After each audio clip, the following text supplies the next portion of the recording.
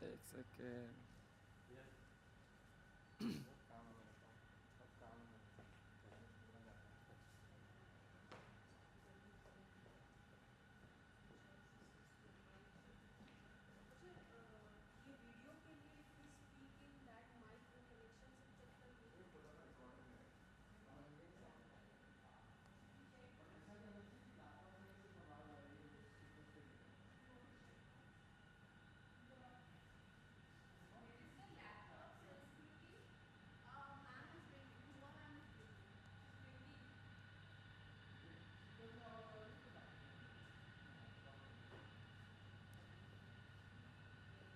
Ladies won't be able to work in 100 and I don't know, 12. These people who are building their road, another was the Ranjan, so Stuti Rashmu, Jan from Ranjan, so Sujan. You reflect upon this, that how similar or how closely linked is an image embroidered. So for instance, that there were women who would actually make the image that they saw in embroidery form on a piece of cloth.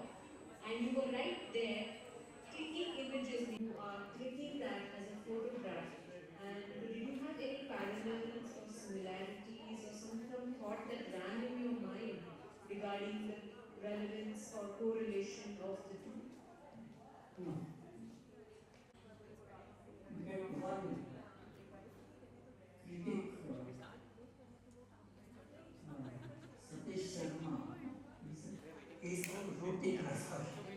He's taking pictures for Roti. He said that I was like a colonial photographer. I didn't even have that kind of a training. In fact, I didn't really know what I was doing. All I that what kind of a work they were doing.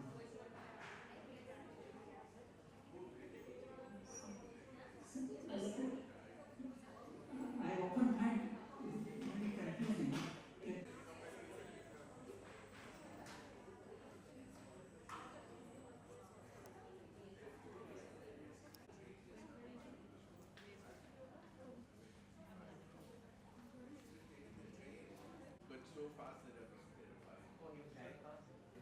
Good afternoon, all of you. I want to thank all of you for making it on a Saturday afternoon. It's lovely to see little kids from the Somaiya School who are a part of the photography club, who have all come here to learn so much from you. And I want to thank all the artists, photographers, friends and students of Jyoti Bhai, of Ram Rahman, who are all here to listen to him. We have organized this art photography exhibit under the Center for Kachchh and Desert Studies in collaboration with the Guild Gallery. And it has been a wonderful 1 month of exhibition, people coming in, a lot of learning happening through this. There has been so many questions, there have been so many questions that have come up in students' minds, and so many people who have got to know about the work of Jyoti Bhatt and how documentation can happen in so many different ways. And we want to especially thank the university officials for making this happen. And I want to mention Shalini Soni and Siddharth Somaiya, who have been they've been actually catalysts in making all this happen. I want to thank the Chancellor, Vice Chancellor of the university, and I want to especially thank Ram Rahman for curating this wonderful show for us today. We have done a short introduction yesterday, but the crowd here is different. So, but I'm going, of course, you do wear many hats, and I'm going to introduce the different side of you, which I didn't do yesterday. So interestingly, yesterday he began with his personal life trajectory before he spoke about the photographs of Jyoti Bhai. And like Carol Hanisch puts it, the personal is the political. And I think that becomes very important for a show like this, from where does someone come from, where does someone speak. So Ram Rahman is a noted contemporary Indian photographer and curator based in Delhi. He is one of the founding members of Safdar Hashmi Memorial Trust, and which is a leader in the resistance to communal and sectarian forces in India through public cultural action. He has received the prestigious Forbes India Art Award in 2014 for Best Exhibition of Indian Art curated on an international stage. He curated the Sehmat Collective Art and Activism in India since 1989 at the Smart Museum of Art, Chicago, which showcased works of more than 60 artists.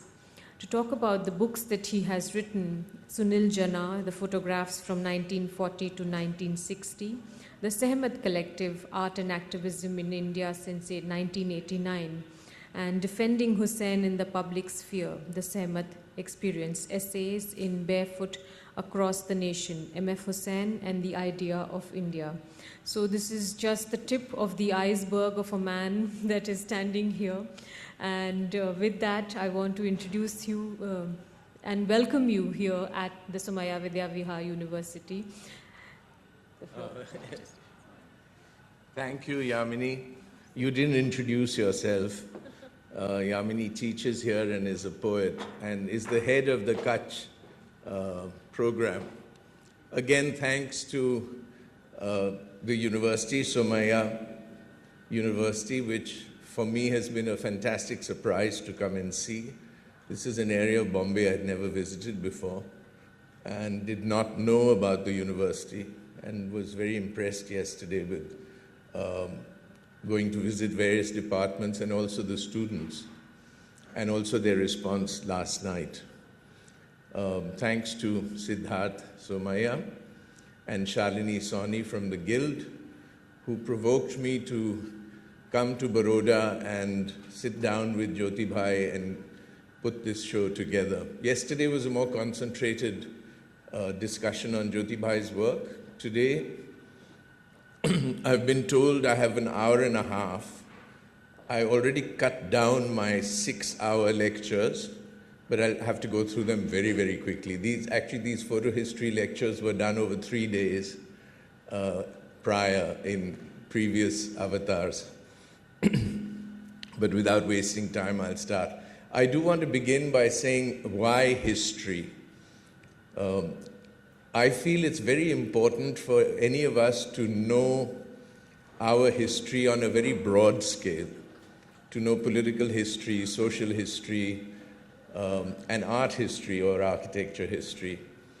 And as I grew older, after I went to college, etc., I began to realize that understanding history of whatever field that you work in is very crucial for your ongoing practice and you know, to place yourself in a trajectory which has already been going on for decades.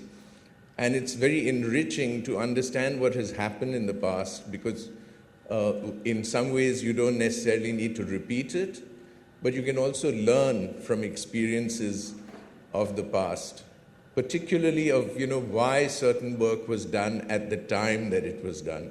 So I'm very interested in contextualizing the practice of some of these people. I think we turn this slide and this slide off so that you can see the screen better.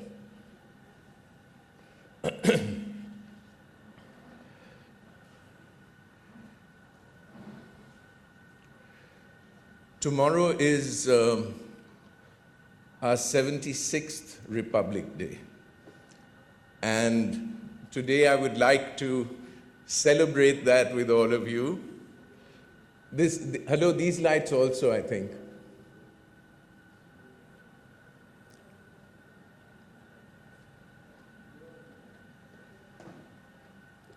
Then you can see the images better.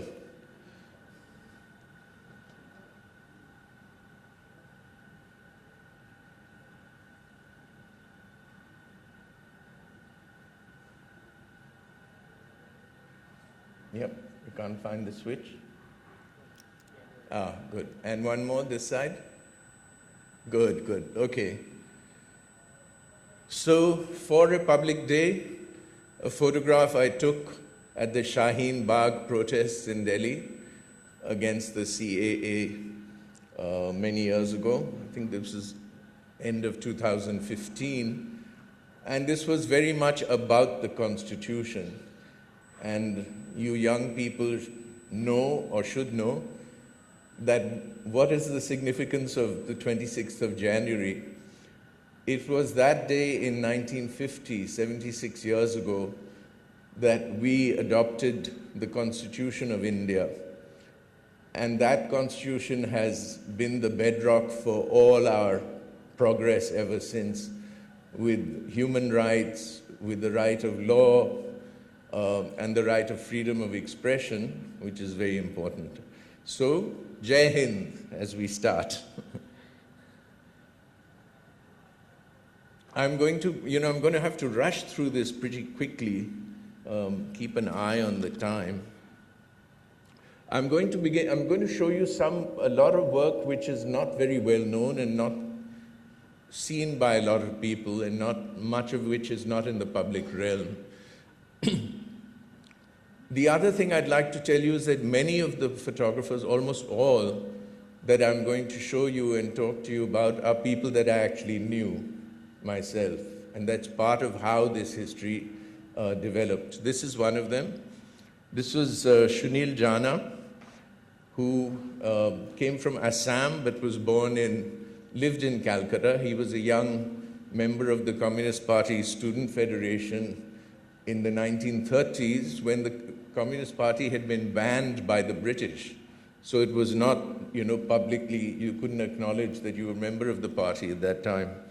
He was a member of the Student Federation. He met P.C. Joshi. Sunil Jana was 26.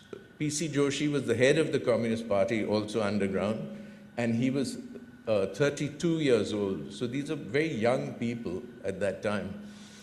They were fighting for independence also, but in an underground manner, not like the Congress, which were allowed to have public meetings and newspapers.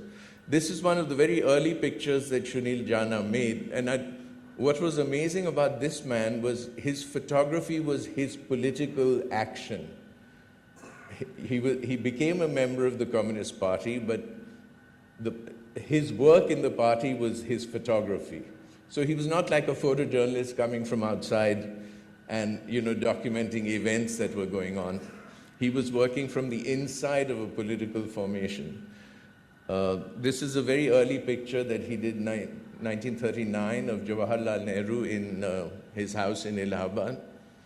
And this was printed quite late in his life for an exhibition that I did. He found the negative. He'd never printed it till 1998 or so. And I think it's one of the most beautiful pictures of Nehru.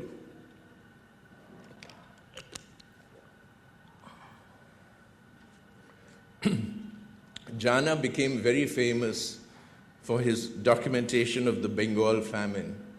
Now, this is a part of history that you should, especially young kids, should know about. During the Second World War, when the British were ruling us in Bengal, the British had diverted a lot of the rice that was growing in Bengal for their troops. And what had happened was the price of rice had increased enormously, and the ordinary peasant who was growing the rice couldn't actually eat. There was a massive famine in Bengal, which was really caused by the British and by Winston Churchill in particular, as has come out recently. So he was sent by P.C. Joshi to document this horrendous famine in Midnapur district, etc. The picture on the left, which is this dog eating the carcass of a child. You see, nowadays we've become quite used to seeing very gory images of war or, horrible images all the time, including on television or on your mobile phones. But at this time, something like this was, shocking. And it's still very shocking. What happened with this is the communists had decided to support the British during the Second World War. So they had become allies. So the British removed the ban. They were allowed to publish their newspaper. And these images started coming out in the communist paper, which the British were not very happy about because it publicized the horrible famine that was happening in 1943. So this is a story of how somebody making images can actually impact a dialogue at that time and expose a hidden, a hidden situation that was happening, which the British were trying to repress. You see here the bones. The villagers had no money to burn the dead. They didn't have wood, so the bodies were just left on the fields, rotting like this. Huge number of refugees came from the villages into Calcutta, which was a bustling city, and these people were dying on the sidewalks in Calcutta. Thanks. As part of his political action, he documented all the activities here of many different parties, by the way, not just the communists. This is a Congress party meeting with Subhash Chandra Bose, who was president of the Congress then. That's Subhash Chandra Bose and Sardar Patel at the Haripura Congress. And on the back, you see those chatais. Those are the backs of the very famous paintings of Nandalal Bose, which were done for that Congress session, which is a very important part of our history. He comes to Bombay, where the Communist Party headquarters were in the mid-1940s. These are all the youngsters who were part of the Communist Party then. Very few who are alive now will recognize these people, but it was a very important political force at that time, particularly with the mill workers. At that time, Bombay was a bustling textile industry, and many of the tall buildings you see now, which I just came from one of them in the afternoon, are built on what used to be mill lands. He did wonderful portraits. On the left is the actress Deena Pathak, and on the right is a very young EMS Nambudripad, who's a very important communist leader. Deena Pathak, you see, the communists had set up two cultural wings. One was for the writers, called Progressive Writers Association, and almost all the writers and poets who built the Bombay film industry in the late 40s and 1950s came out of the Progressive Writers Association. And the theatre part was called IPTA, the Indian People's Theatre Association, of which someone like Deena Pathak, who became, very prominent in the movies later on, many of the big actors of the Bombay cinema were also part of IPTA. So this is a document of that. This is peasant movements in Punjab. These are the newspapers. This is People's War. And what was amazing at that time was this was the only newspaper in India which came out in many languages. This is the Communist Party newspaper which used images on a very large scale. So all these images are by Sunil Jana. On the left is sort of a cultural melange, and on the right, more political, the famous last meeting between Jinnah and Gandhi before partition, which happened in Bombay. Margaret Burke White, who was a very famous photographer from America, had come here for Life magazine because, the Indian national movement at that time, we were coming close to getting freedom. It was a very big story internationally. She was the most famous photographer in the world at that time. She had done the first cover of Life magazine. And Sunil Jana at that time was the most famous Indian photographer. So she goes to the Communist Party headquarters in Bombay and asked P.C. Joshi to meet Jana. She said that, I want to work with him if you permit. These pictures were taken by Jana when they traveled across Maharashtra, Andhra, and South India. And he had never printed these, actually. I had printed these from his negatives some years ago in New York in my darkroom. Quite amazing. You see in the middle of a village in 1944, a blonde woman in a skirt standing with an elaborate view camera on a tripod in the hut of some house in a village. Remarkable woman, remarkable photographer. They photographed together. I won't go into details because Jana did not have a flash. She used flash bulbs at that time. The electronic flash, like he's using, had not been invented in the mid-40s. It was being invented in the US at that time. So what he would do is he would stand on the side, open his lens in these dark interiors, open the shutter. She would fire her camera and the light of her flash would expose his film. So this is showing the two there. He became very close to Gandhi, even though Gandhi was very distrustful of the communists. Except Gandhi was very accepting, and they became actually personally very close, because this was a time when that kind of relationship could happen between a photographer and a political leader.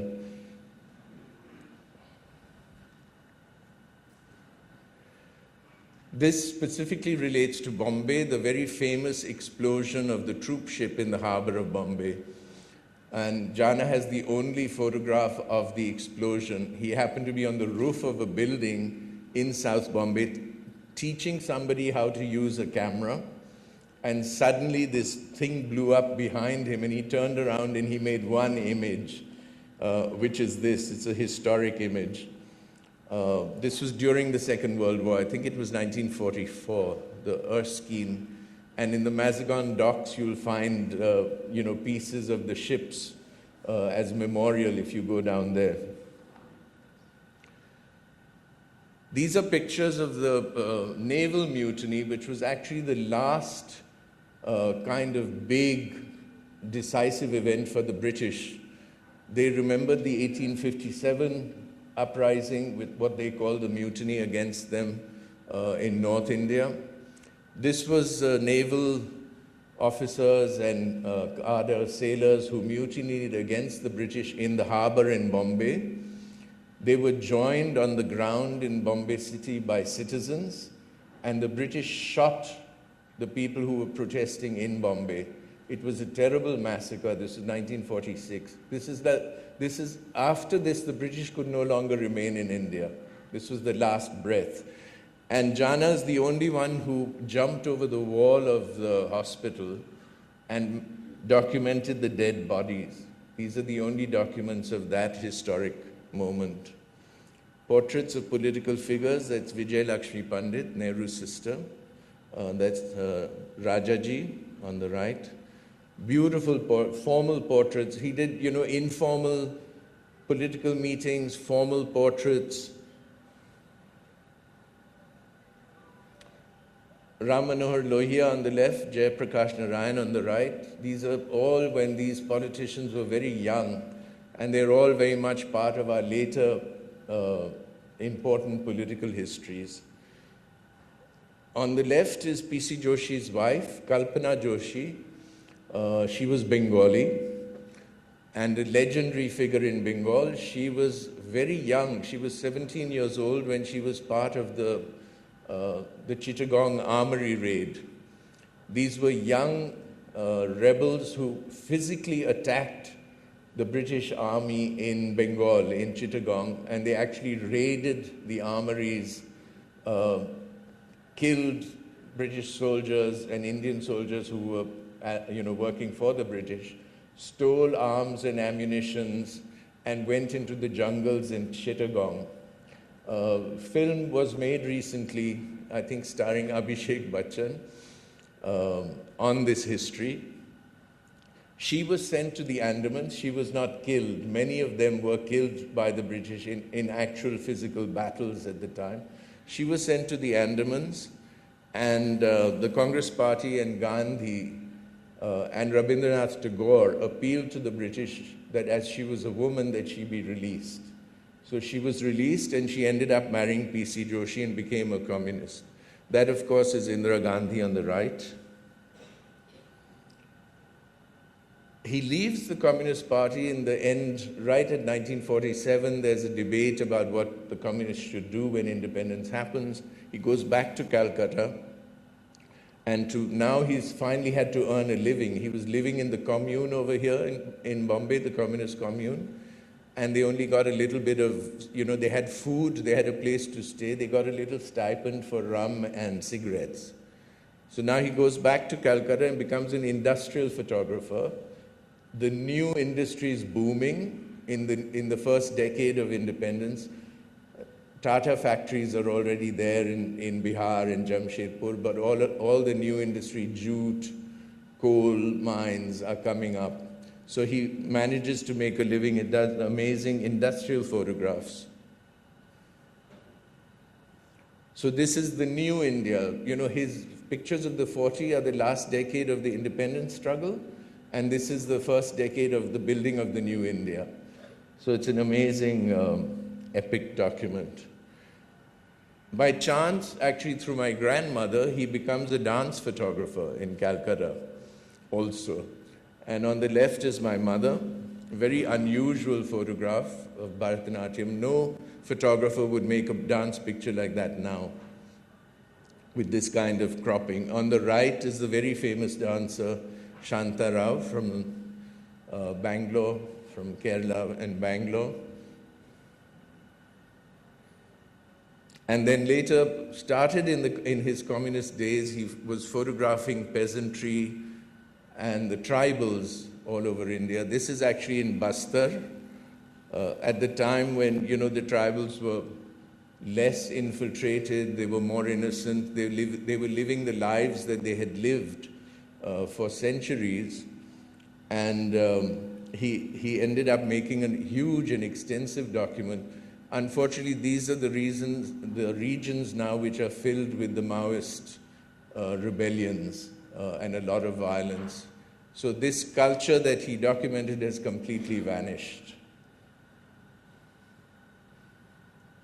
Very quickly to Margaret Burke-White. I saw in this building, actually, I think on the first floor, this very famous picture of Margaret Burke-White.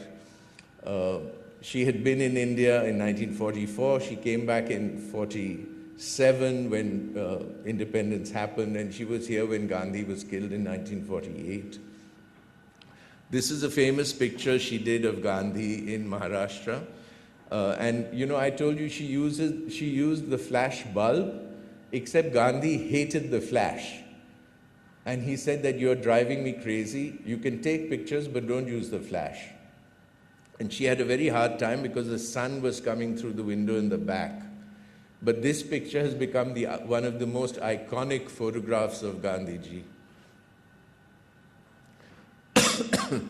She photographed partition. I'm going to show you some pictures. I mean, you're young people here. I'll go through them quickly. There's some very gory pictures coming up, which were never published, but they were made by her at that time. These are refugees crossing into Punjab, from West Punjab, which became Pakistan. Terrible killings happened, and this was on the road. You see the dead bodies on the ground. That's Calcutta on the right. Yesterday I mentioned how my mother, as a very young mother, pregnant mother, had reached Calcutta just when those killings happened, and she went to her new husband's house in a tonga, driving over those dead bodies which were being eaten by vultures. That was her introduction to her new home. This is Jinnah on the left. These are by Burke-White. And I'm sorry that those Getty images are on the images, but these were taken from the Getty site. These are all pictures that she did for Life magazine. That's P.C. Joshi on the right, in his office in Bombay. These are communist workers in Punjab on the left and in Andhra on the right, done by her. She traveled with Jana across India. Very briefly, Henri Cartier-Bresson, the French photographer, who I'm going to talk about less because much of his work is better known and is available. Jana and Bhatt's work is very little known here. Cartier-Bresson was a young photographer who was French. He came to India in 1947, 1948. Both he and Margaret Burke-White were in Birla House on January 30th, 1948, in the afternoon. They both had met Gandhiji. They both left Birla House. Gandhiji is shot dead at 5:17 in the evening. They both rush back to Birla House. These are pictures that Cartier-Bresson did in the few days before Gandhiji's assassination, and these have become kind of the iconic images of that time and of that event. These people in the back, aap aage aa jao. Aage aa jao aur picture dekh to lo na. This is, there's an incident about this image, which is after Gandhiji's body was brought into Birla House, and mainly the women surrounded the dead body. This is right after he had been shot. Margaret Burke-White was in this room with her big camera on a stand, and she used the bulb flash. And people objected to the flash. One, because Gandhiji himself had hated the flash, but they told her that this is a very somber moment and please don't use the flash. So she went out of the room.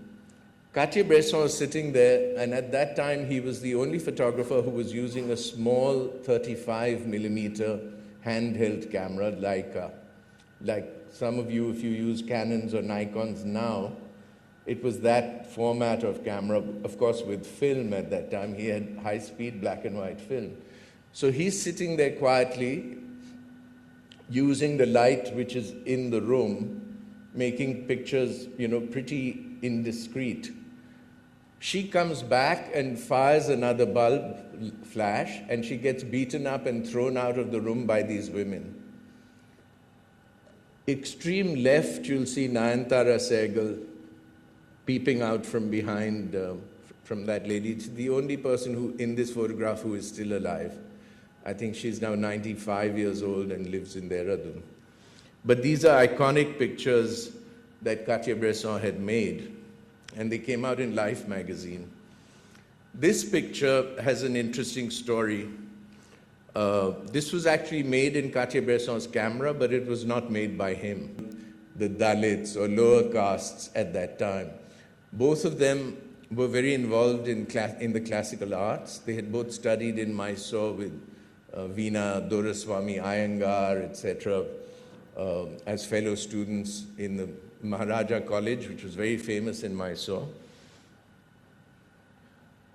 Both of them come to Delhi to work. And a lot of the photographers I'm going to show you are actually people who ended up in Delhi because that was the place, one, it was the new capital, and people could get work because the government had started publishing magazines on development, on agriculture, etc. So these photographers were able to get work, for the government, ended up in Delhi. This is a picture of a monastery in South India, Brahmin monastery, of course. You see the students. This, as I said, this is the kind of access they had because of their background.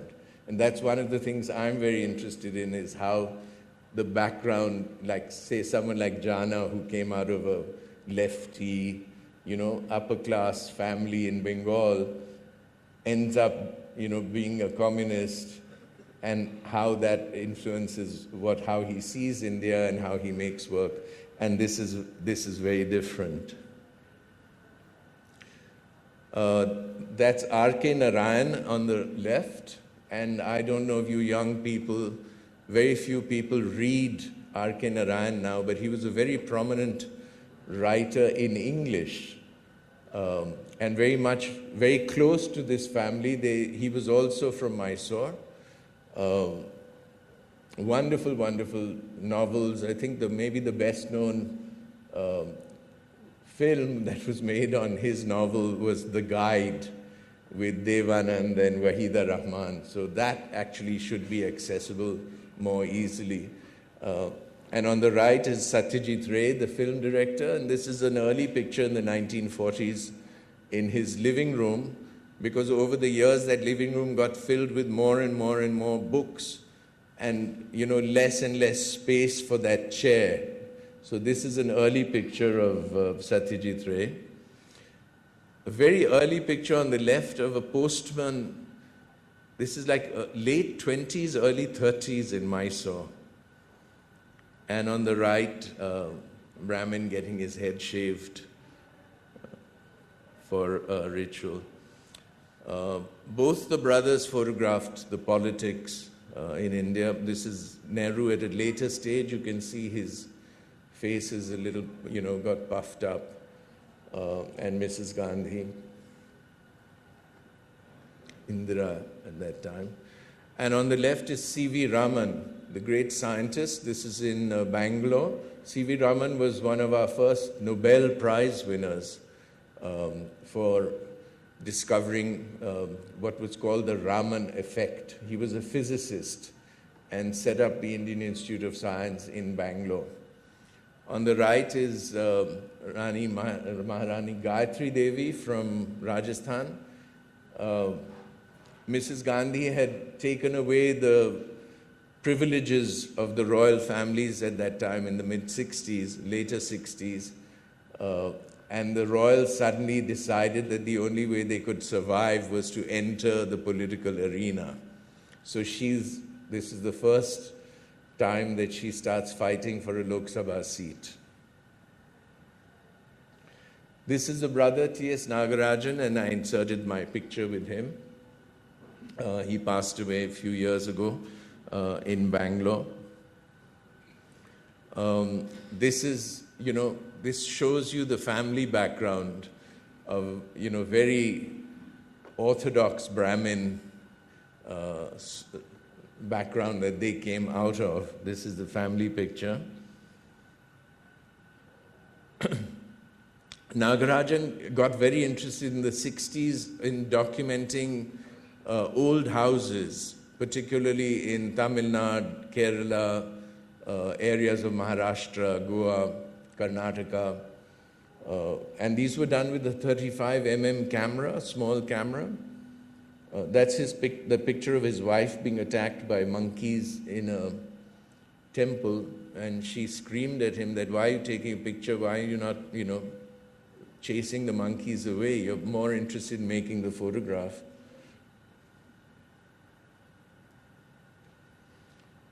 These are some of the pictures that he was doing of those traditional homes.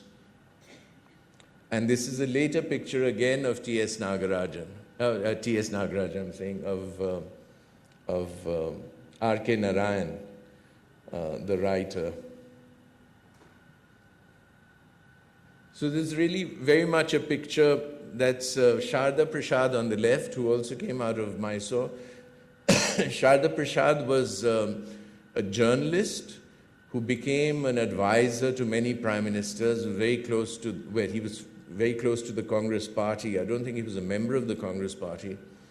And on the right again is R.K. Narayan at a different age. Sharda Prasad became a very important person in Delhi in the 60s, 70s, 80s.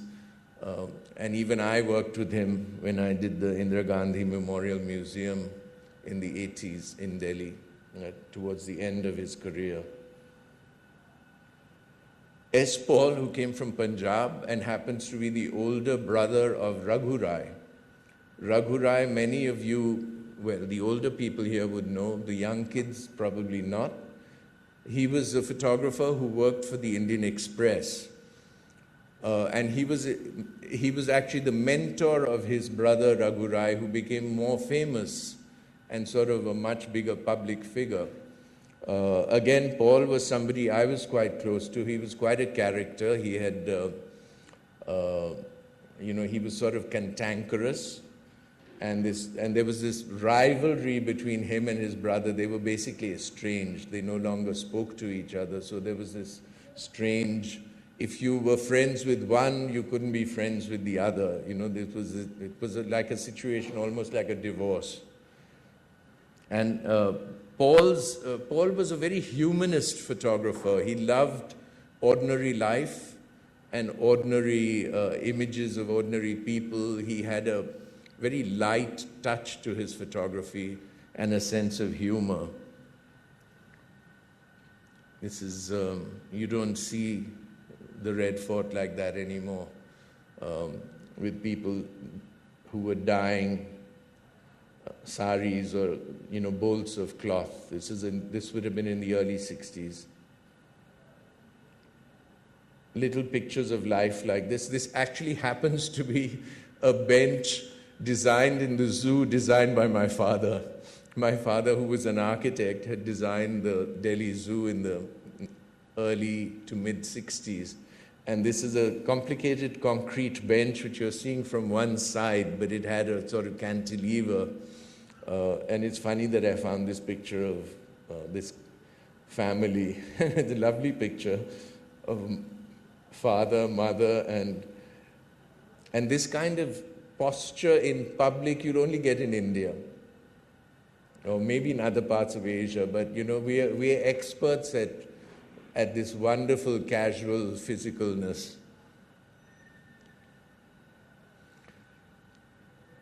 Jain Nuns in Delhi by Paul. And another piece of life on the left, and on the right, also quite funny. You see those people sitting in a half broken down balcony or room of a building. It certainly doesn't look like a hotel. And this incredible picture, this is in the Chandni Chowk in Delhi. It must have been during some major Eid or something, but I have never ever seen anything like this, where this scale of namaz happens on the street. It's quite an incredible photograph. Ram Dhamija, again, almost actually unknown, worked in the 1950s, again for one of the government magazines. His wife was a very well-known art historian, craft historian, and both he and his wife were documenting crafts and textiles all over India, but particularly Punjab, Afghanistan, Iran, became experts in the field. He was a remarkable photographer. These are done in a 2¼ On the left is the architect Le Corbusier, who designed the city of Chandigarh, which was built after partition as the new capital of the Punjab, which had been divided. Lahore went to Pakistan, and Nehru decided to build Chandigarh to compensate Punjab for the loss of Lahore. And on the right, a very remarkable picture of the artist M.F. Hussain painting on the roof of a hotel that he used to stay in. In Old Delhi, right behind the Jama Masjid. Hussain was very tall, and the hotel had to make a special bed, an extended bed, so his feet would not stick out. But this picture is amazing because, again, Hussain has been in the news in the last few days, being attacked by the right wing for supposedly obscene paintings. But you see this is in the early 1960s, and you see he's making these nudes, female nudes, right behind Jama Masjid on the roof of this hotel. And I had made a quip. This picture was discovered quite late, and I had taken an image of this to Hussain in Doha when he was in exile. He had been chased out of India by the right wing. And I quipped, I said that, now I know where the breasts in your paintings come from, looking at the domes of the masjid. And he goes aghast, and he said, now, I'm already in trouble with the Hindus, now you'll get me into trouble with the Muslims. So shut your mouth. But it's an incredible picture because it gives you an idea of what the culture was at that time, and that someone like him, who was a very strongly believing Muslim, could paint like this with no issue and no problem, and actually was celebrated for those paintings. These are workers in the dam, the Bhakra Dam in North India, done by Ram Rahman. And that's, I think that was one of the payment stalls on the right. This is all documenting, in a sense, the building of the new India in the 50s. How are we doing for time? Let me keep an eye. 4:25. It's been an hour. I'm really going to have to race through this. And to be a little personal, my father, who was an architect, was actually a very, very good photographer. So I'm showing you a few images which have a personal ring. On the left is a very early portrait he did of Hussain, who used to stay with us in Sujan Singh Park. And the jacket that Hussain is wearing there is not his jacket, it's my father's jacket, because he didn't have a jacket like that. And you can see at the time with his beard and his cap, he's really a hardcore Mussalman. So he was staying with us at the time, and on the right is a picture of roughly a little later than the picture on the left. That's Inder Gujral, who became the Prime Minister of India briefly, many years later. That's my mother holding me. I'm, I think, about a year and a half old. And Satish Gujral, who was the younger brother of Inder Gujral, next to her.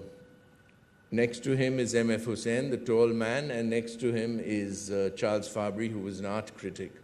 So, this is the kind of milieu in Delhi when everyone knew each other, the dancers, the musicians, the artists, and Hussain was introduced to Satish Gujral in our house. They became pretty bitter rivals later in life, but that's another part of history. These are pictures done by my father of my mother, whom he photographed extensively. He did a lot of pictures of his own buildings, but I'm not going to show you those.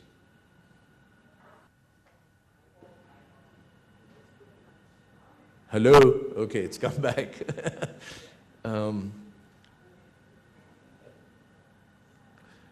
He was a pictorialist. He is a pictorialist, and this is some of his work.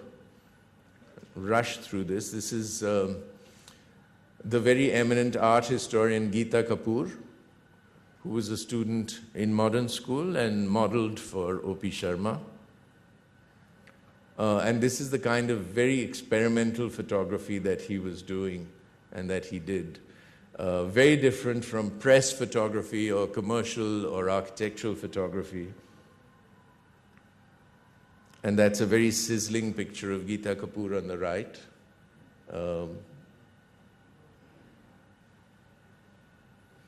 Raghubir Singh, who died quite young, became very important because he was the first Indian photographer who really took color very seriously.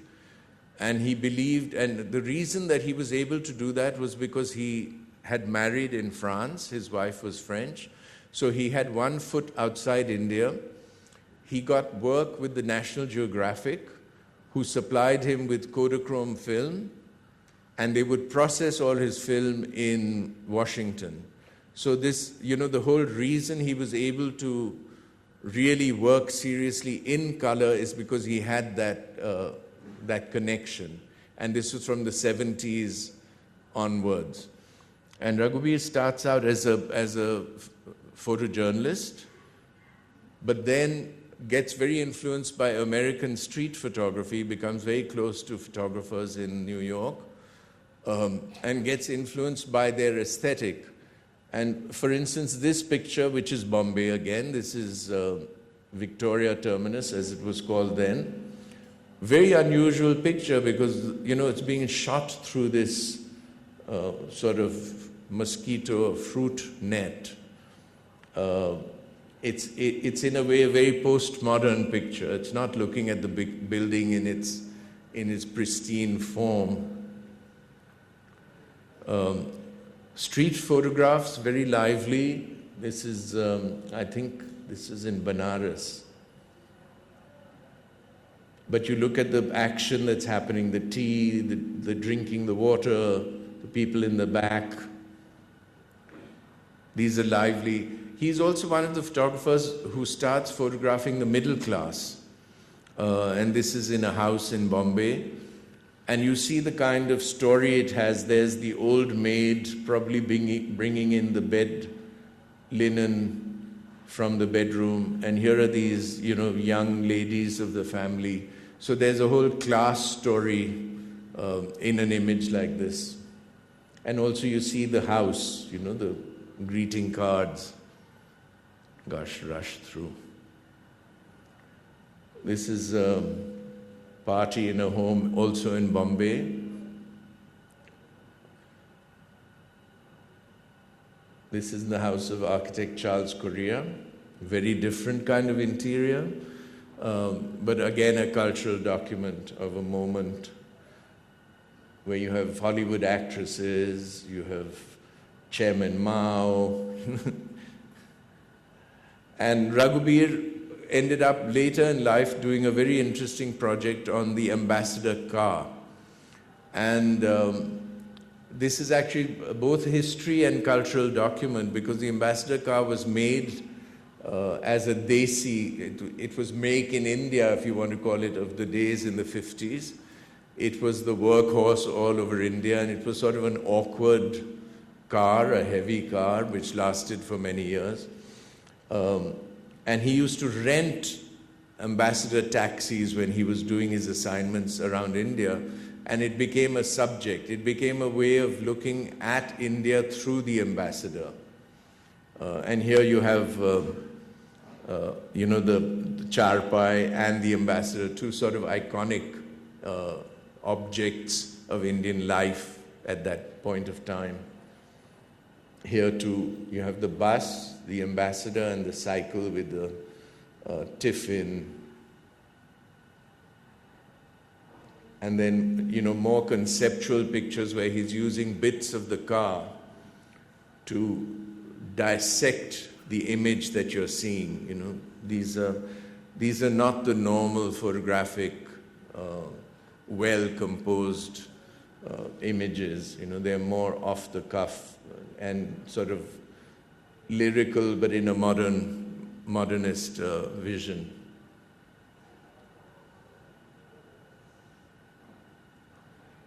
This is Richard Bartholomew, whose photograph is over there by Jyoti Bhatt, who's the father of Pablo Bartholomew. Richard was a poet, writer, serious photographer on his own, but never published, never showed his photographs when he was alive. So these are sort of personal pictures which have come out later on. And this is a whole aspect of family photography, which actually becomes public only in the recent years. That's his wife, Rati Bartholomew, and I think that's Rati with Pablo on the right. That's M.F. Hussain. That's Souza, the painter. I think this is shot in New York. These are by Richard. Because his milieu, like Jyoti, was in the arts community.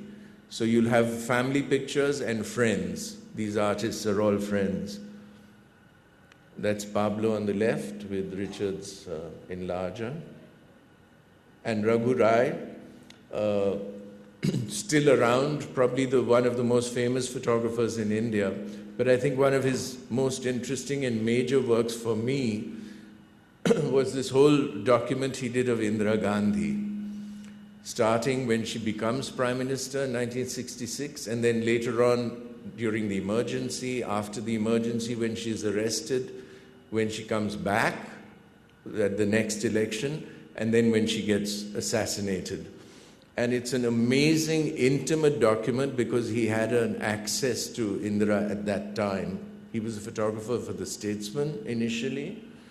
And they're really remarkable pictures which give a inside view of a major politician in how our country changes. And you can see the changes in the photographs as she becomes more and more alienated, more distant from the public. And you see that incredible force and authority with her leather briefcase next to her. And I think that may be V.V. Giri. And I love that photograph because look at how tense that man is. Listening to her, and he's sort of nervously folding that napkin or something behind him. You can sense the nervousness. That's her entering the office. It's her at home with Sonia Gandhi suddenly peering in from the door. This is a more official moment with Brezhnev, who's much older, the Russian leader who had come to Delhi. And Indira and Sonia, and this is obviously in Rabindra Bhavan in Delhi, looking at an exhibition of Amrita Shergill paintings. And this is Indira, I think, when she comes back after the emergency. And this is the kind of unusual picture that Raghu would do. He takes it not from the front of her, but he takes it from the back, showing that whole slew of photographers and people in front, with her in the foreground. This is after the emergency when she's about to be arrested. This is her body lying in state after she's been killed. And this is the aftermath during the funeral. Madan Mahata, who was another photographer who was trained in England, somebody also who I knew, and I curated an exhibition of his architecture. Now here is somebody who became a major architectural photographer, and he did remarkable pictures of the modernist architecture of Delhi from the 1950s to the 1980s, which is actually a tradition in world modern architecture. And these are amazing photographs. Sadly, many of these buildings are being torn down now by the Modi government. This is the IIT in Delhi.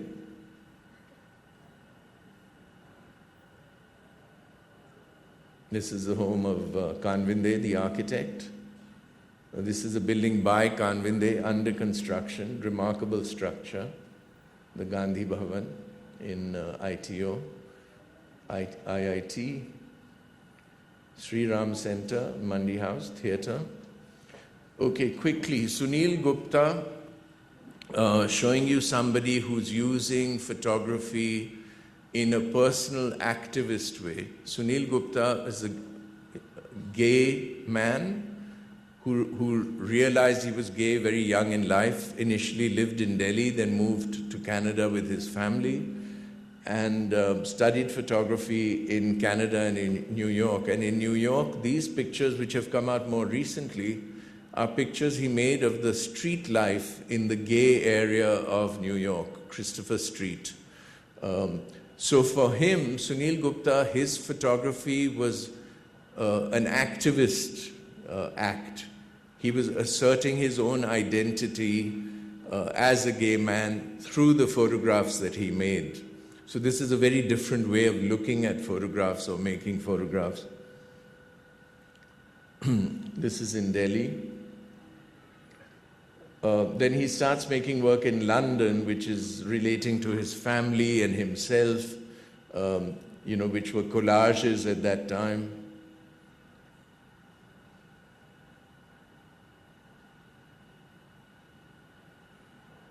But a very interesting set of pictures which he does with his family roots in Uttar Pradesh, UP, where he goes back to the village that his father came from, where he has some relatives, one of whom owns a gun. So it's an amazing sort of poetic look at his root in UP. And then later in Delhi, he starts making these more overt pictures of gay people, both men and women in Delhi. And then does a project for an exhibition in France. He finds a gay club which has a strangely Indian theme, and he sets up, these are all theatrically set up photographs with actors in that gay club.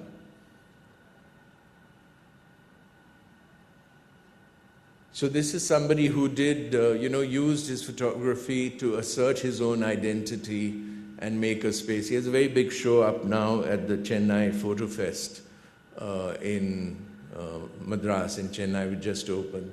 This is Pablo Bartholomew, who is my exact contemporary. We grew up together. He was in school with me, modern school. He got thrown out for drug reasons. And he began his career by actually documenting his interest in drugs. And this was some European lady in Delhi who was a heroin addict. He made a series of pictures for which he won the World Press Photo Award in the 70s. This is an opium den in Bombay. I don't know if they still exist. This is his own flat. You see, this is the kind of photograph which is not a photojournalist picture. It's a personal picture. It's strange that someone would make a picture of like this, which is nothing fancy or attractive here. This is a very ordinary middle class or even, home. And this is the kind of home that we all grew up in. This was the kind of economy that our parents lived in at the time. Pablo's, parents were teaching in colleges. My parents, my father was a government employee. So this kind of very simple interior is documenting his own life. This is his parents, who had a very troubled relationship and actually broke up. And in many ways, this picture captures, I don't think that was happening at the time, but this picture, resonates with that. So these are personal pictures. These were done independently, both Pablo, me, I'll show you later, Ketaki, Sage, Suni quickly. This is, I think, her uncle who's getting his pen repaired. She ends up doing this book on the Parsis, on her community. So like Sunil was doing his gay community, she's doing her Parsi community.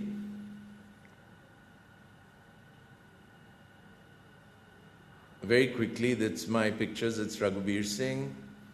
Kaifi Azmi, I was documenting my own milieu, my own life, also as an independent photographer, at the same time as these others. That's Rumana Hussain, the great artist who died sadly of cancer, also from Bombay. This was Safdar Hashmi, who was a friend of mine, a comrade, colleague, who was killed in a street theater performance in 1989. A very shocking event at the time, and this is his funeral. This has become an iconic picture. Pictures from inside and outside society in Delhi. On the left is Sitaram Yechuri, who tragically recently passed away, who I was very close to, and that's him with Manmohan Singh. On the right is Navina Sundaram, the sister of artist Vivan Sundaram, under a portrait done by her aunt.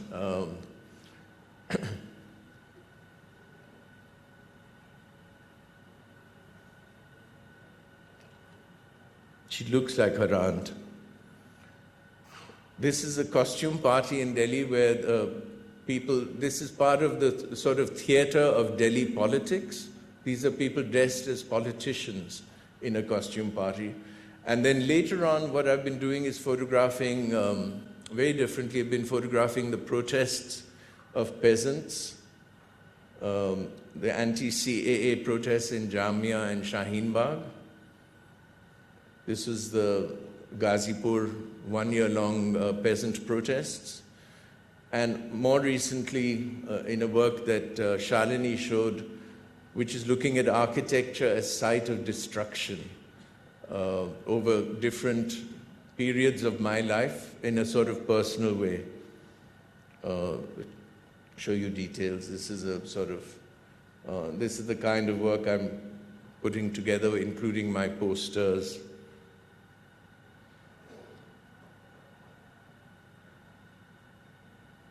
The Anita Singh, who started out doing social document, become one of the most well-known people now in photography. did a huge project with a transgender in Delhi. This is Saroj, that's Rekha on the right. She did these images in Bombay movie sets. And Dayanita again has changed her practice completely. She does these elaborate small books. She calls herself a book artist, and more recently has started making these elaborate structures, which are physical. They're almost like furniture, holding grids of photographs. So, you know, practices change, formal things change in different people's practice. Pushpamala, who comes out of Bangalore, studied under Jyoti Bhatt. There are pictures of her there doing mime. She started using photography and the history of photography as her subject. And she performs. I mean, she makes herself up, takes different roles as an actor, and gets a photographer to photograph them, and that becomes the work. These are women of South India, which are relating to earlier studio work or press work in a sort of ironic look.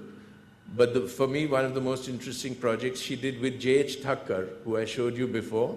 She found Thakkar, he was still alive. She goes to his studio and she makes these, she performs herself like those actors did. But this is conceived by her, and she does this modern Navarasa, the 9 moods of classical Indian culture theory, but done in this totally modern way. You know, fantastic images in his studio. Gauri Gill. I'll just go through this quickly. This is another very talented young photographer who does initially this wonderful document of these women's little school project in Rajasthan. Terrific images. But then lately transforms, works with these mask makers in a village in Maharashtra. She gets them to make masks of what their aspiration is as a person. They put them on and then she stages these photographs. And these are in color. So again, a change in practice. Abul Azad, who's from Kerala, young photographer, who's a very freaky photographer, has all kinds of different aspects of his work. These are negatives that he has scratched and printed. This was very much after the Babri Masjid. This was looking at architecture and site at that time through his eyes. Pictures, this is Rimzan, an artist in Kerala. And then very freaky color work. You know, he does all kinds of adventurous stuff. Okay, Sudharak, I'll show quickly, and then Chirodeep, also Bombay. Sudharak, like Sunil Gupta, is using his photographs as an activist. He's photographing the Dalits, the workers who clean our toilets and drains, and that has done an amazing body of work bringing this issue out into the public. And so for him, the photograph is a weapon of information and of resistance and of assertion of identity.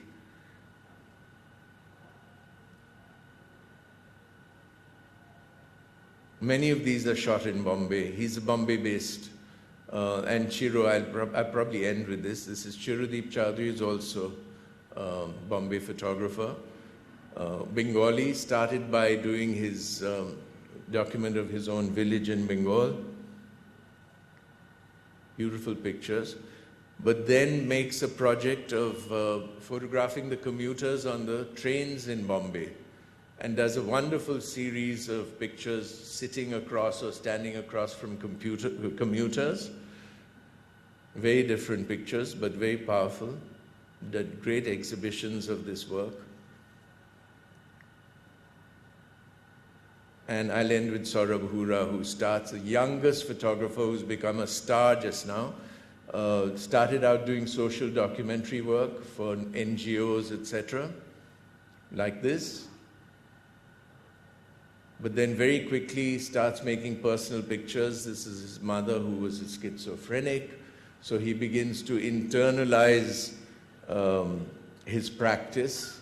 looking at something very difficult and disturbing, like his mother getting, ill, and then moves into a very postmodern style of photography, which has become internationally quite trendy, which is, strange images juxtaposed one against the other. You don't quite know, they're mysterious. It's not a social document in the normal sense. It's sort of fiction, maybe, but you don't quite know. Again, a change of practice, and he's very young. And he shows at Experimenter in the gallery here also.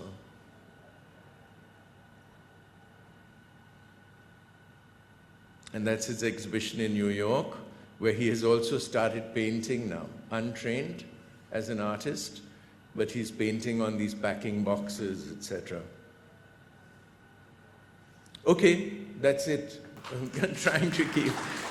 So I hope, you get, I mean, I've really cut this short, I've cut it very short, but at least hope you've got an idea of a long trajectory of this kind of history. And if we have time, we can talk, or otherwise we have other programs coming up. You can turn the lights on.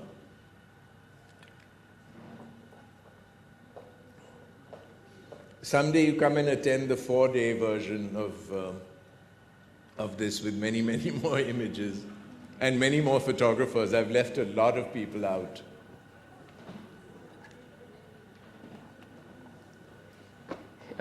Shalini, I would love for you to felicitate Ram. Come.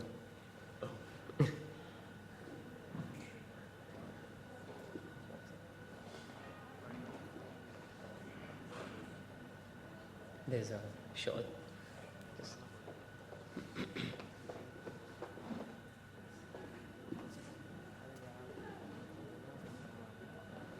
What is happening? There's this felicitation. Oh, you have to give this to me? Yeah. But turn so you can take Yeah, the over pictures, there. your faces. And where are you? Come closer. Thank you. Oh, thank you. Thank you for this. Thank you. I'm just going to Yeah. give a quick thank you. Is that okay? Yeah, sure. Go ahead. Hello everyone, my name is Siddharth. I just wanted to give a quick vote of thanks. So special thank you to everyone for coming all the way on a Saturday evening, Saturday afternoon. I wanted to even specially thank Ram for spending the last 2 days here on campus.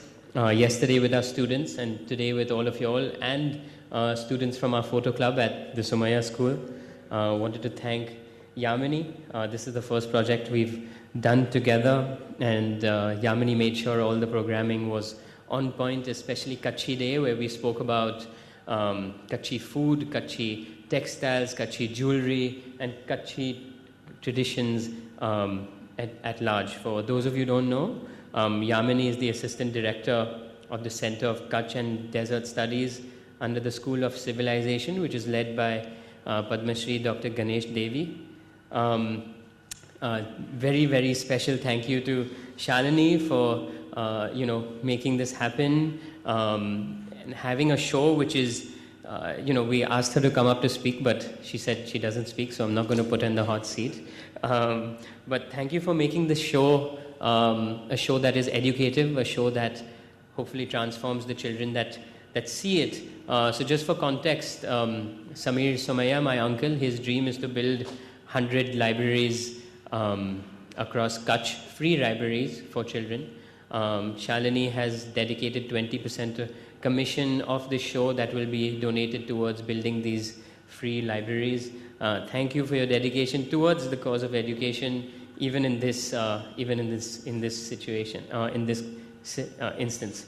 So at Somaiya Vidyavihar, we use art as an excuse to educate.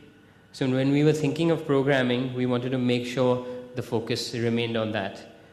We want to remind people that art doesn't exist in a vacuum, and it has an important role to play in society, as we've seen with Jyoti Bai's works, as we've seen with all the photographers we saw today.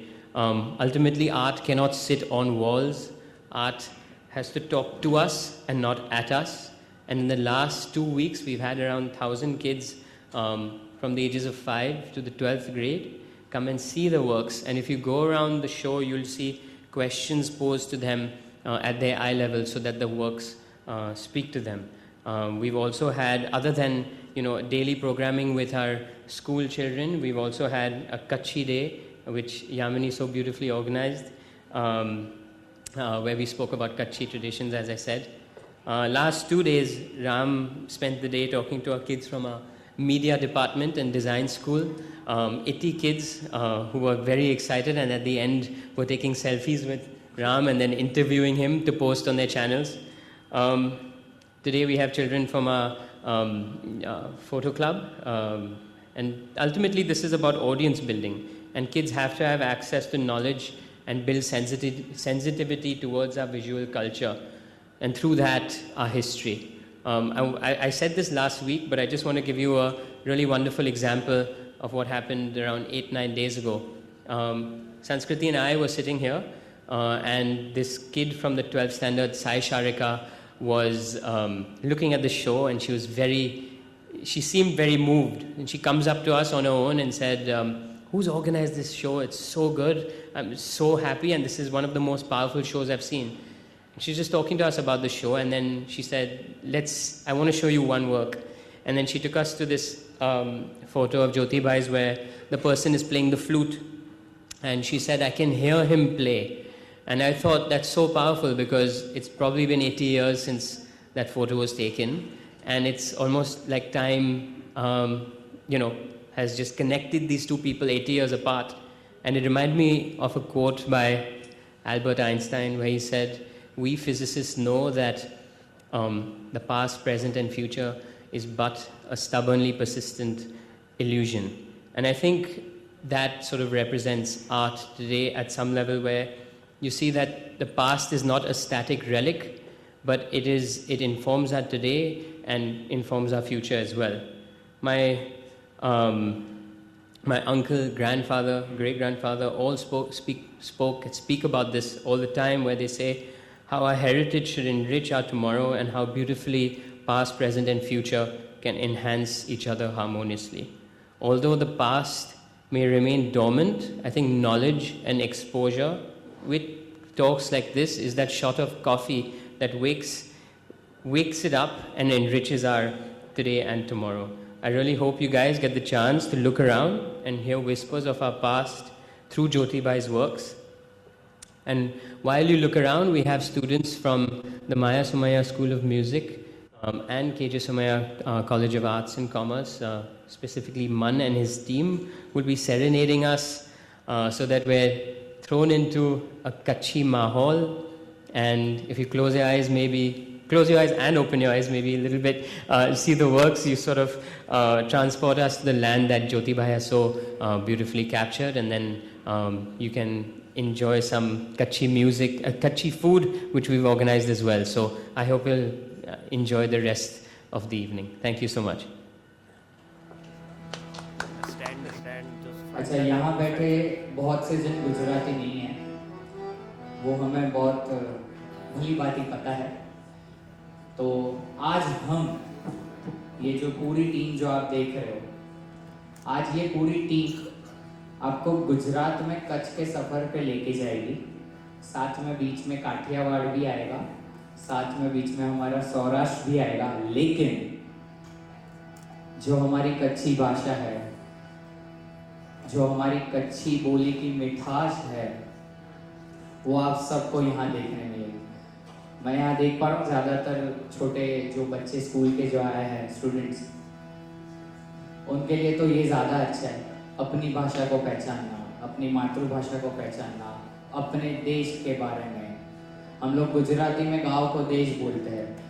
बहुत लोगों का ऐसा विरोध होता है कि आप लोग ऑलरेडी देश में हो और देश क्यों बोलते हो, लेकिन वो अपना लगता है ना, इसलिए हम देश बोलते हैं उसे। तो वही देश की मिठास, वो कच्छ की प्यास हम आपको यहाँ से परोसने वाले हैं। आशा है आप सबको बहुत पसंद आएगा, क्योंकि ये जितना भी हम आज जो भी सॉन्ग्स गाएंगे वो कच्छी में तो होंगे, लेकिन साथ में उसमें फोक टच भी होगा, जो हमारे गुजरात की, हमारे कच्छ की, काठियावाड़ की पहचान है। और सबसे पहले कच्छ को अगर याद कर ही रहे हैं तो सबसे पहले माँ आशापुरा के चरणों में हम वंदन करते हैं और माता जी से यही प्रार्थना करते हैं कि कोई अगर भूल चूक हो तो वो संभाल ले, क्योंकि हमें संभालने वाली, हमें पैदा करने वाली, हमें ध्यान देने वाली और हमें सिखाने वाली वो माँ है। विवादे विषादे प्रमादे प्रवासे झले चालने पर्वते शत्रु मध्ये अरण्ये शरण्ये सदा प्रपाहि गतिस्वं तमेका भवानी। हम पहलो नाम परमेश्वरो जने जगत मांड्यो छे जो, पहलो नाम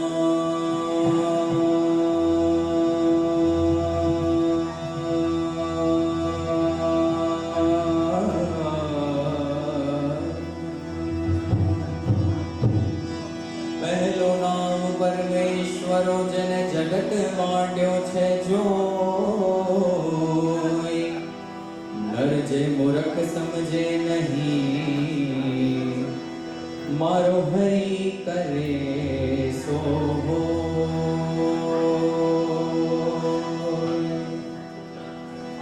पण नारायण ना विसारिए नित प्रतली जना,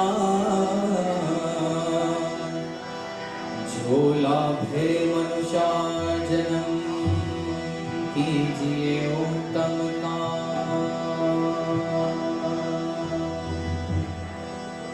पण सियाणे सोरठ भलो ने उनाड़े भली गुजरात,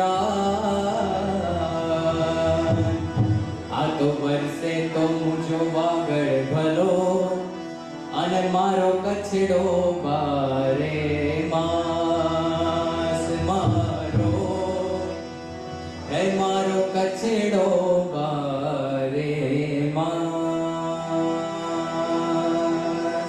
अने माटे कच्छ मां अंजार रूड़ा शहर छे हो मेरे, कच्छ मां अंजार रूड़ा शहर छे हो मेरे, कच्छ मां अंजार रूड़ा शहर छे हो मेरे। अहिया जैसल ना होए रंग मोला रे राज, अहिया जैसल ना होए मोला रे राज, हरवे आको ने तमे घोड़ला होई रे।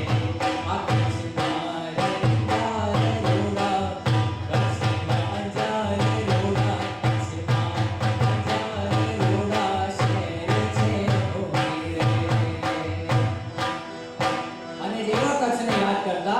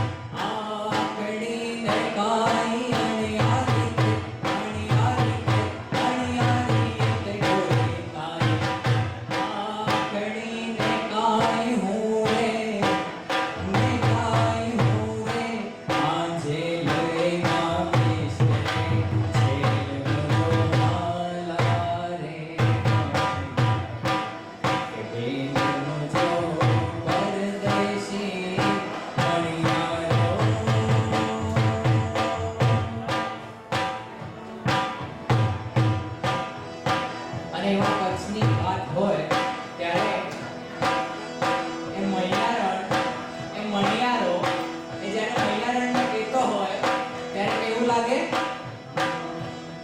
લંબે લંબે ઘૂંટે મણિયારણ કે રચી રે, લંબે ઘૂંટે મણિયારણ કે રચી રે, એ જો ચૂડલો કાઢો નાગ મૂકે મોઈની લગી રે, એ જો ચૂડલો કાઢો નાગ મૂકે મોઈની લગી રે.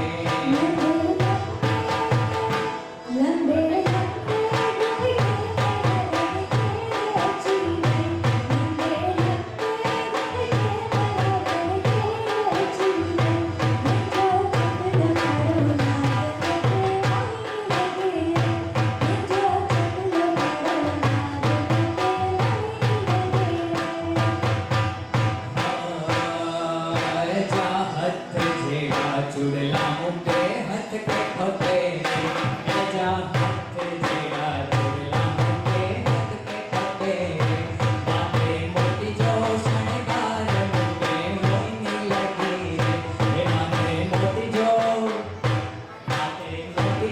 શણગાર મૂકે મોઈની લગી રે, લંબે લંબે ઘૂંટે મણિયારણ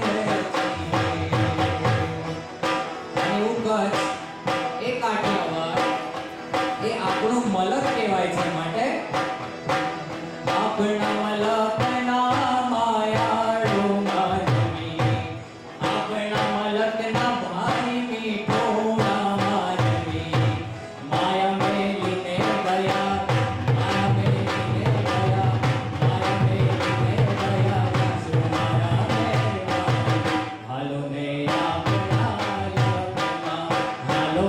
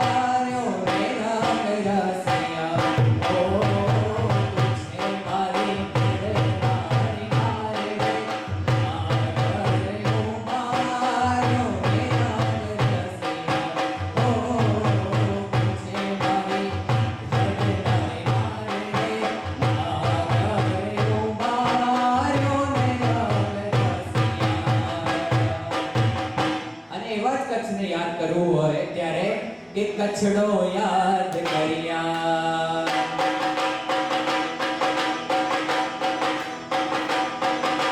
कचड़ो याद करिया मजले वाटू करिया कचड़ो याद करिया मजले वाटू करिया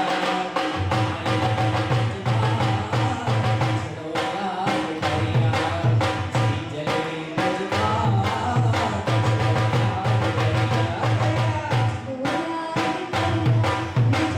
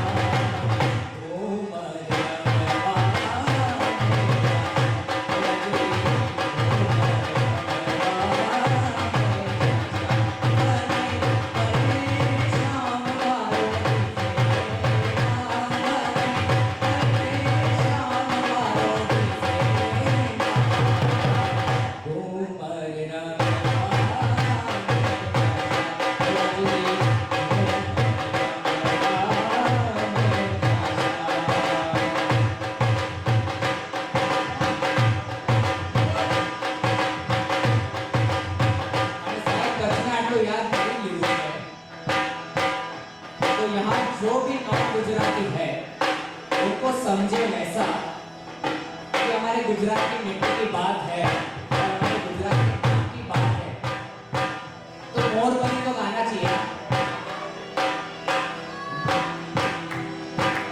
मोर बनी करे कट करे मन मोर बनी करे कट करे मोर बनी करे कट करे मन मोर बनी करे कट करे मोर बनी करे कट करे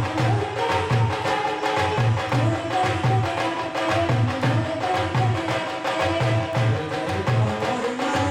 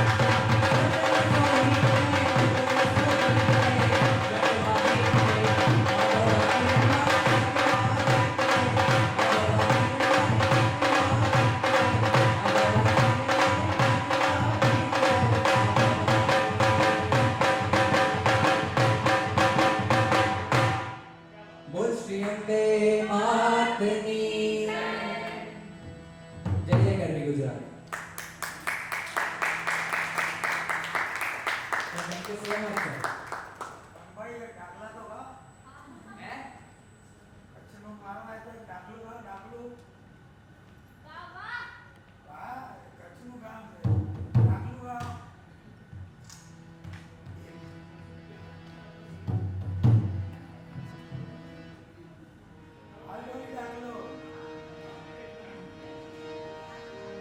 એક નાનકડી ફરમાશ લઈને પછી જલ્દી પૂરું કરીએ કે સમયની મર્યાદા આપી છે અમને.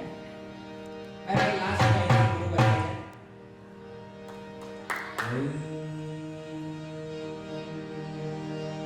મારી ગુરુ કાને રાજી કરે હું તો વિરહ વાતડું માં શું કહું ખોડિયાર તું તો રાખજે તારા દીકરાની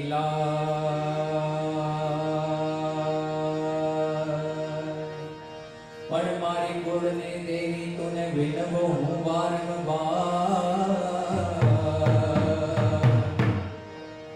મારી કુળની દેવી હું તને વિનવું વારંવાર મારી વહેલે પધારજે આજ મા બ્રહ્માણી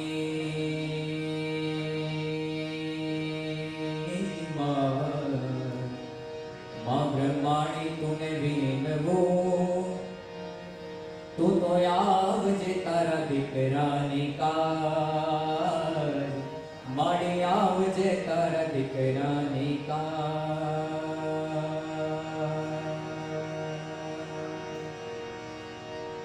કે મા ચારણ કુળની દેવી ખોડલમાં મા કંપા હે મા કંપા કંપા હે મા તેલ ધરા મારી ખોડલમાં મા કંપા હે મા કંપા કંપા મા ચારણ કુળની દેવી ખોડલમાં મા કંપા હે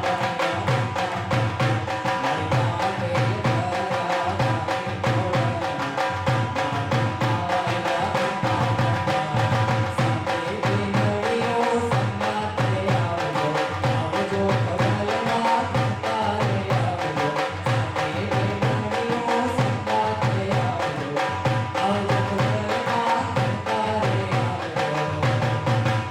મા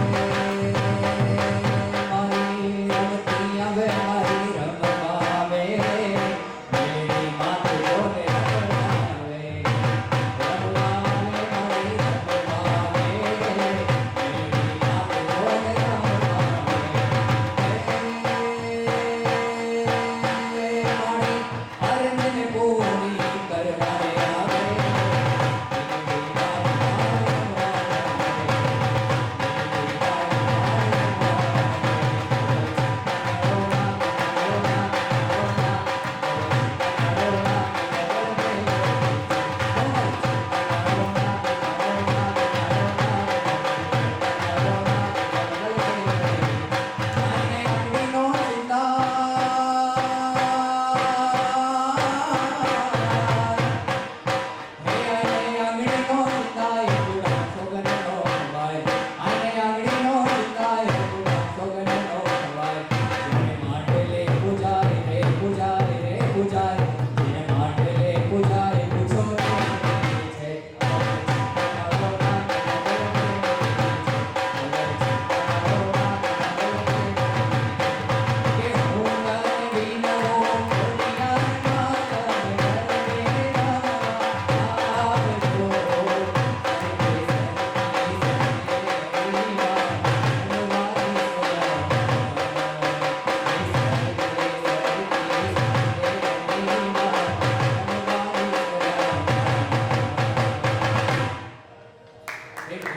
ધરા મારી અંબે માતની આશાપુરા માતની ઓમ નમઃ પાર્વતી પતય હર હર મહાદેવ હર.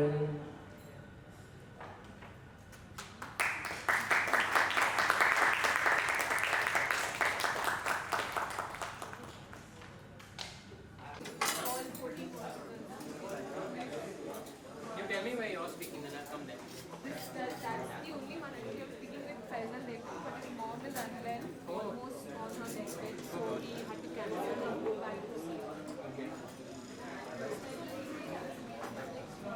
Yeah, I'll just get actually,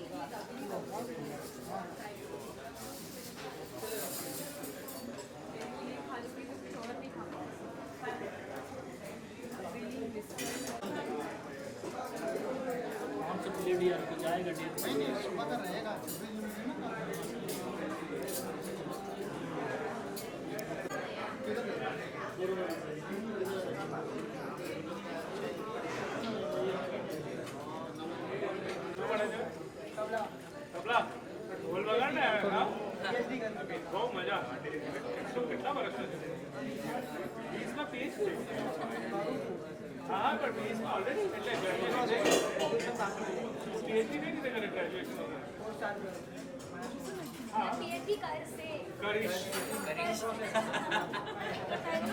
તું શું કરે હું હમણાં બીકોમ કરું આવ ફોટો પણ લે યસ સર આવો ક્રિશ આવી જાઓ મ્યુઝિકની અરે સાઉન્ડ દાદા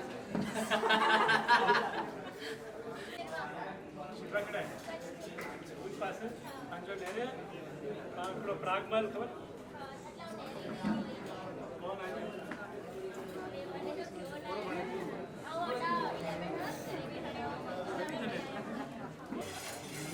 और वो क्या बना रहे हैं?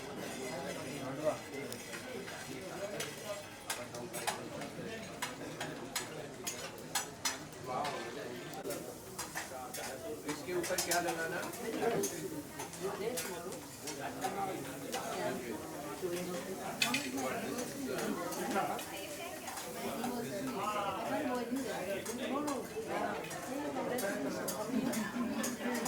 Oil added for it. Yeah, I know so much. Lovely taste.